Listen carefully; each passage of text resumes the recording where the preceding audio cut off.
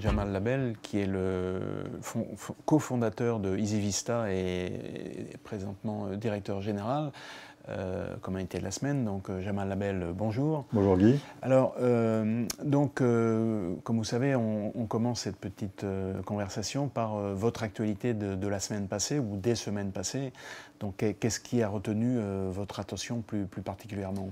Ce qui a retenu mon attention récemment, c'est l'incursion des grandes plateformes de réseaux sociaux, Facebook en particulier, qui a fait une annonce importante en lançant un produit qui s'appelle Facebook Workplace, qui s'appelait initialement Facebook at Work, qui est une plateforme en fait, un réseau social de type Facebook, tel qu'on peut le connaître tous, dans l'entreprise. Ça me semble symptomatique du fait que ces grands acteurs, Facebook, mais il y en a d'autres, souhaitent aujourd'hui passer d'une cible qui est le citoyen vers le professionnel. Ça, c'est assez riche d'enseignements, en particulier quant à leurs ambitions dans le domaine.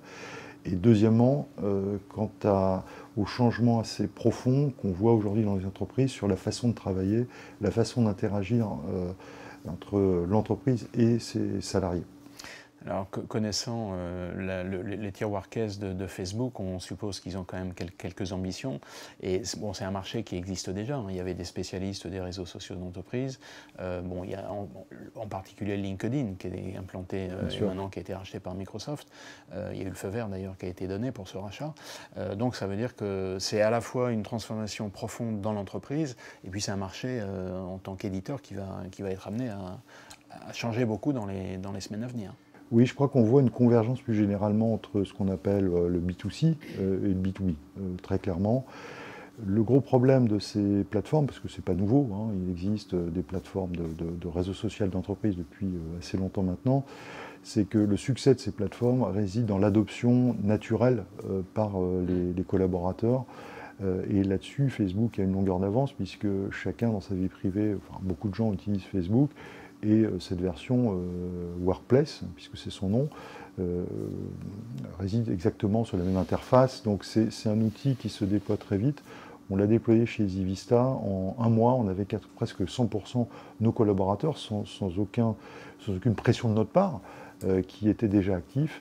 Et ça change beaucoup dans la façon de travailler à l'intérieur de l'entreprise. Ça a tendance à aplatir un peu, je dirais, la pyramide classique de l'organisation et de faire en sorte que des gens qui étaient peut-être moins impliqués dans la vie de l'entreprise, tout d'un coup se révèlent et surtout ça améliore l'aspect collaboratif de manière extrêmement sensible. Enfin, nous, on le voit déjà en interne chez EasyVista. Puis alors là, pour le coup, la vitesse d'adoption est extrêmement rapide parce que, comme vous le disiez, tous les gens, ou presque tous les gens, en tout cas dans le secteur, savent comment fonctionne Facebook. Donc la traduction est très rapide. Surtout, si je peux me permettre, surtout chez nos plus jeunes collaborateurs. Chez EasyVista, la moyenne d'âge, c'est 30 ans.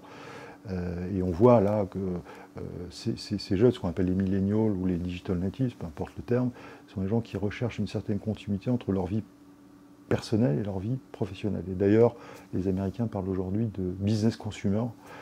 Je crois que l'expression est intéressante. Je crois que c'est une tendance de fond. Alors, on va parler un petit peu de EasyVista. Donc, tous nos lecteurs vous connaissent bien. Vous êtes dans le service management. Vous êtes un des gros ITSM pour ceux, on en a parlé déjà de nombreuses reprises. En fait, vous mettez en avant deux points importants. Vous êtes un éditeur français, un des rares. Il n'y en a pas des centaines qui aient une taille significative. Il y a deux points que vous mettez en avant. C'est que, pour utiliser vos produits, il n'y a pas besoin de développer de ligne de code. Et deux, c'est que vous êtes orienté principalement ou très largement sur le mobile. Est-ce que vous pouvez développer un peu ces deux points? Oui, effectivement, c'est un marché où il y a beaucoup d'acteurs. Gartner identifie plus de 400 acteurs dans le monde. Il y en a 10 qui sont le fameux Magic Quadrant, qui est un peu je dirais, ce que Gartner considère comme étant les acteurs les plus représentatifs du marché. Nous, on est effectivement le seul Français sur ce marché avec une taille significative. Et on a toujours 20 millions d'euros de chiffre d'affaires. Oui, un peu plus cette année, c'est ça. En chiffre d'affaires reconnu, en SaaS, on a des croissances plus importantes. Pour répondre à votre question, effectivement, nous, on a toujours une approche technologique très particulière, et qui le reste d'ailleurs.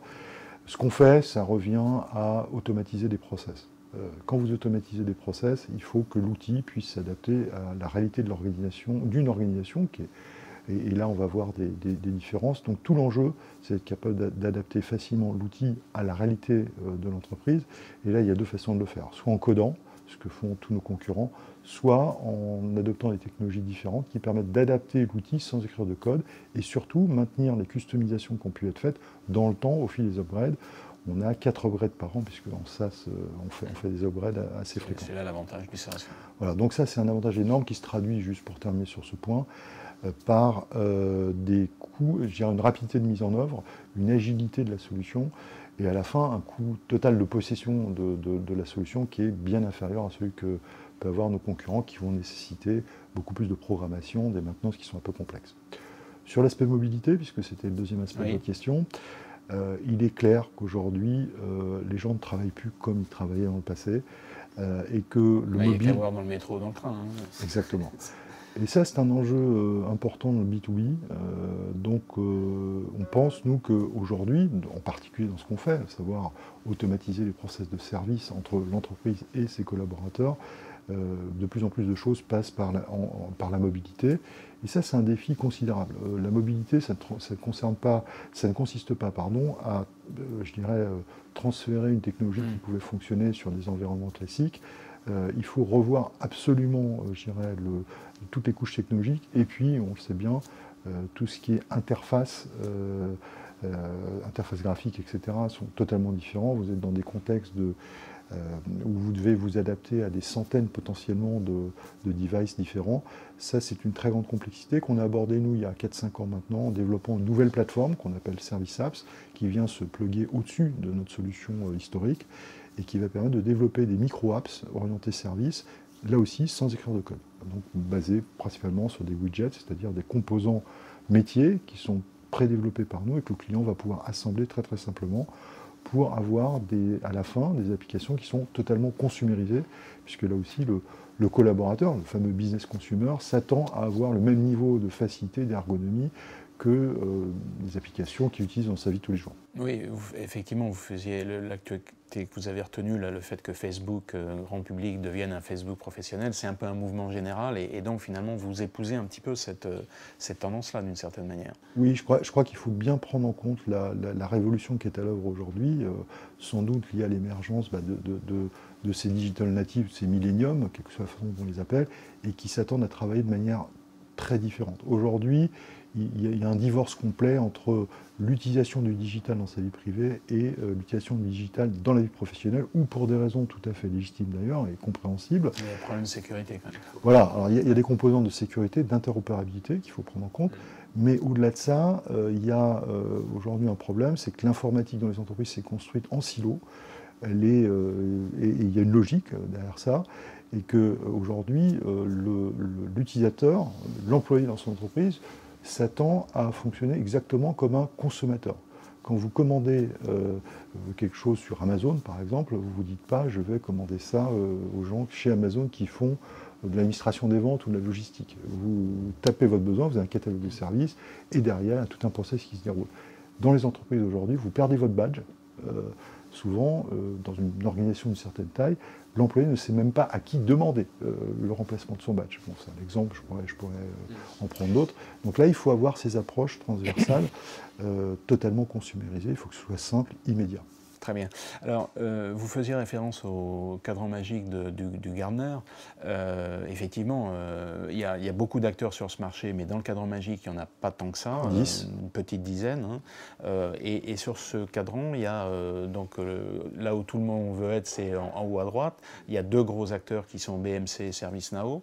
Et puis en bas à gauche, là où les gens sont contents d'être, mais ils ont envie d'évoluer en haut à droite, il y a vous, EasyVista. ça. Et c'est effectivement, on peut le signaler, parce que vous êtes le seul Français là-dedans, qu'on peut faire un petit cocorico. Finalement, la question qui se pose, ou les questions qui se posent, c'est comment on fait pour finalement concurrencer de gros acteurs comme BMC Software, gros acteurs dans ce secteur-là, hein, BMC Software et puis ServiceNow, comment on fait pour les concurrencer, et quels sont les atouts que vous avez? Alors vous en avez déjà mentionné quelques-uns, mais quels sont les atouts que vous pouvez mettre en avant pour finalement séduire, convaincre un utilisateur d'acheter vos solutions? Alors nous, d'abord il faut être différent. Si vous faites comme le leader, à la fin, vous ne pouvez pas, On y préfère le arriver. leader. Voilà, évidemment, parce que alors après, il faut différencier les choses. Nous, par exemple, on a une cible de marché qui est bien particulière. Les leaders souvent ciblent les plus grosses organisations, les plus grosses entreprises. Nous, on cible le segment en dessous, qui est d'ailleurs le segment le plus important en volume, hein. Ce qu'on appelle le upper mid-market, c'est-à-dire des organisations entre quelques milliers et quelques dizaines de milliers des ETI, d'employés. ce qu'on appelle. Des grosses ETI, voilà. Donc ça va être aux États-Unis, ESPN, ça va être en France, Auchan, par exemple, qui évidemment, voilà, c'est comme des organisations d'une certaine taille, ça peut être un peu plus petit aussi. Donc pour répondre à votre question, la vraie différenciation à notre niveau, c'est l'innovation.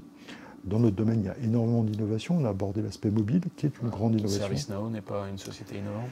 Moins, parce que quand vous avez une certaine taille, forcément, c'est plus difficile d'innover. Vous avez beaucoup de clients, c'est complexe. Nous, on a toujours beaucoup innové, et donc pour répondre à votre question sur le Magic Cadran, notre objectif, c'est avant d'être en haut à droite, c'est déjà d'être à droite, c'est ce qu'on appelle le cadran visionnaire. Et toute notre stratégie marketing et produit vise à aller, puisqu'il n'y a personne aujourd'hui sur ce marché, vers le cadran visionnaire, ce qui est un très très bon positionnement. Autre différenciation, je dirais, c'est le focus. Nous, en tant que effectivement, société d'une plus petite taille, par rapport aux leaders, on se doit d'être totalement focus sur une problématique métier. Ça fait très longtemps qu'on fait cette problématique, et je crois que ça fait la différence vis-à-vis des clients, parce qu'on connaît très très bien leurs problématiques. On a 1000 clients dans le monde, on fait ça depuis presque 20 ans maintenant, donc on connaît très bien leurs besoins, et ça, à la fin, ça peut faire la différence. Très bien. Alors, vous avez annoncé récemment, je crois que c'était en septembre ou en octobre, ce que vous appelez une Digital Workplace. Est-ce que vous pouvez nous redire en deux mots de quoi il s'agit? Et puis là, maintenant, comme il y a eu 3 mois qui sont passés depuis ce lancement, quels ont été les premiers retours de la part de vos clients et peut-être de nouveaux clients? Alors, Digital Workplace, c'est un concept qui est apparu il y a quelques années maintenant. Pour en donner une définition, c'est une stratégie plutôt, ce n'est pas forcément un outil, donc cette stratégie va s'appuyer sur un certain nombre d'outils, dont le nôtre. Ça consiste à, encore une fois, révolutionner la façon dont les gens travaillent dans l'entreprise, c'est un peu ce dont on parlait juste avant, c'est-à-dire le fait de donner aux collaborateurs de l'entreprise des outils qui sont mobiles, qui sont très simples d'utilisation, un peu, encore une fois, dans la veine de ce qu'on utilise dans sa vie personnelle. Alors, ça, c'est la première chose. Alors nous, ce qu'on fait dans ces Digital Workplace, c'est qu'on amène du service. Quand vous êtes collaborateur d'une entreprise ou d'une organisation même publique, vous vous attendez, pour être efficace dans votre travail, à ce que l'entreprise vous considère quelque part comme un client. C'est-à-dire que vous devez avoir accès à l'ensemble des services de l'entreprise de manière extrêmement simple, ce qui n'est pas le cas aujourd'hui. Aujourd'hui, les choses sont extrêmement fragmentées. Là, nous, on va mettre en place, au travers d'une offre qui s'appelle Service Apps, toute une série d'applications à disposition de l'employé qui vont lui permettre d'interagir en termes de services lorsqu'il a besoin d'un matériel, il a besoin d'un service, et ça peut être de l'informatique ou en dehors de l'informatique, il va pouvoir y accéder de manière extrêmement simple par une interface unifiée, totalement consumérisée. C'est ça notre objectif aujourd'hui, et ça va dans le sens effectivement de ce qui se passe aujourd'hui. Et alors, alors on parlait du mobile, une orientation très forte chez vous. Imaginons qu'on commence une transaction sur un PC au bureau, et puis le soir, on l'interrompt, on ne va pas jusqu'au bout, et le soir, on la reprend chez soi sur son mobile ou dans le métro. Est-ce qu'on récupère la transaction là où elle était restée, ou est-ce qu'il faut recommencer tout le chemin pour arriver au même résultat? Oui, c'est une bonne remarque. On reprend la transaction là où elle est laissée, bien sûr. Donc en fait, quel que soit le poste de travail... Oui, c'est device agnostique, excusez l'anglicisme, c'est comme ça que ça va fonctionner. Peut-être un petit exemple pour matérialiser les choses, la tarte à la crème de ce que connaissent les entreprises, mais ça reste... beaucoup la crème, donc ça. Oui, bon, c'est bien, sous l'approche des fêtes. C'est ce qu'on appelle l'accueil du collaborateur, ou au contraire le départ d'un collaborateur, ce que les Américains appellent l'onboarding ou l'offboarding. c'est un process qui est extrêmement mal géré dans les entreprises. Donc on se retrouve dans des situations où un collaborateur arrive, qui peut coûter très cher d'ailleurs à l'entreprise, et pendant plusieurs mois, il ne va pas être je dirais, totalement opérationnel parce qu'il n'a pas tout ce qu'il lui faut pour travailler. Pourquoi ? Parce que quand vous accueillez un collaborateur, il faut pouvoir être capable de lui offrir des outils informatiques, aujourd'hui le digital est partout, mais aussi un bureau physique, une chaise, une table, etc. Il lui faut un badge d'accès aux locaux, il lui faut une place de parking, etc., etc. Il faut des éléments au niveau RH. Et aujourd'hui, tout ça est traité par des services, avec éventuellement des outils, mais il n'y a pas de cohérence. Oui, nous, ce qu'on va faire, juste pour illustrer le propos, c'est qu'on va mettre une surcouche avec ces apps, mais derrière ces apps, il y a un workflow qui va orchestrer la production du service, ce qui fait qu'à tout moment, vous, manager qui accueillez un nouveau collaborateur, vous allez savoir où on en est dans la délivrance de ce service, tout ça étant encadré éventuellement par des contrats d'engagement de service où on vous dit, bah voilà, pour avoir un nouveau poste de travail, il faut que ce soit fait en 48 heures. Et la même chose quand le salarié part de l'entreprise, parce que souvent il est parti depuis 6 mois, puis on pense qu'il est toujours là. Donc ça, non seulement il est parti depuis 6 mois, mais souvent par dysfonctionnement des process, il va conserver l'accès à des applications critiques de l'entreprise. Il y a eu, je crois, un exemple très célèbre, il y a malheureusement pour l'entreprise quelques années, un des Big Five, ou Ford, je vais taire son nom par charité chrétienne, a vu un de ses collaborateurs au Luxembourg partir. Ce collaborateur a conservé un droit, je dirais, sur les applications critiques, et ensuite il a divulgué ces informations. Bon, vous voyez sans doute à quoi je fais allusion. Et ça dysfonctionne très très fortement dans l'entreprise parce qu'encore une fois, les organisations ont beaucoup de mal à traiter les services transverses. Et juste en 2 mots pour terminer cet entretien, le premier retour de vos clients sur cette approche là, le premier retour est compréhensible. Oui, le premier retour est excellent. Commercialement, beaucoup de succès autour de cette offre. Et un très très gros intérêt, en fait. On voit que les directions générales, les directions informatiques, je vais peut-être m'arrêter sur la direction informatique. Je crois que le rôle du directeur informatique aujourd'hui est complètement en train de changer. Il a de moins en moins une mission technicienne parce qu'il fait moins de choses par lui-même. Il achète, il source. En revanche, son rôle de plus en plus, c'est d'amener des services innovants au business et qui vont concourir à l'efficacité. Donc là, l'efficacité interne de l'entreprise, ça consiste justement à mettre en place ce genre de solution. Donc, très bon accueil. Bien, écoutez, Jamel Labad, merci beaucoup. On suivra avec beaucoup d'attention si dans le carré magique du Gartner, vous allez passer de la case niche player, en bon français, vers la case visionnaire. Donc, en tout cas, merci pour cet entretien. Merci beaucoup, Guy.